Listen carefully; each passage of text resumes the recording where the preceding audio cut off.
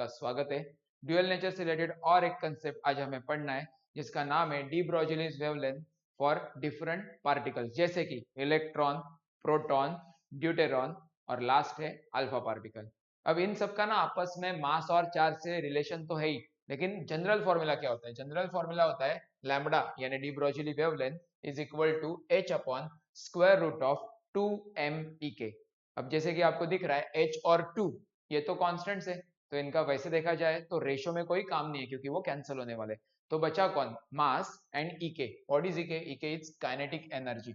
So kinetic energy के अलग अलग फॉर्मूले है, सब्स्टिट्यूशन है। जैसे कि एक बेसिक फॉर्मूला होता है हाफ एम वी स्क्वायर।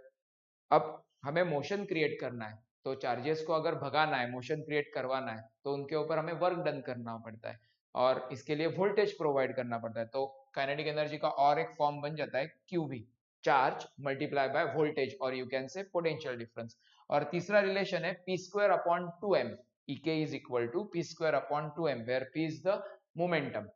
तो इनमें से कोई भी एक सब्स्टिट्यूशन इसमें करोगे तो अलग अलग फॉर्म्स बनते जाएंगे। तो हमें करना क्या है? हमें इन चारों चार्जेस का, चारों पार्टिकल्स का चार्जेस का और मासेस का कंपैरिजन करना है। जैसे कि इलेक्ट्रॉन ये सबसे हल्का पार्टिकल है, अगर बोला जाता है कि इन चारों की काइनेटिक एनर्जी सेम है तो Ek भी कांस्टेंट हो गया। तो अब बचा क्या? Lambda is inversely proportional to square root of m। तो जिसका मास छोटा उसका वेवलेंथ बड़ा।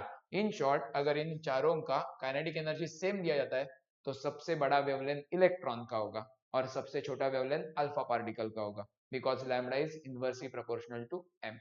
सो ये फॉर्मूला से हम लोग और नए फॉर्मूले बना सकते हैं या रेशो लेकर काइनेटिक एनर्जी, चार्ज, मास और मोमेंटम का आपस में रिलेशन समझ सकते हैं। Thank you.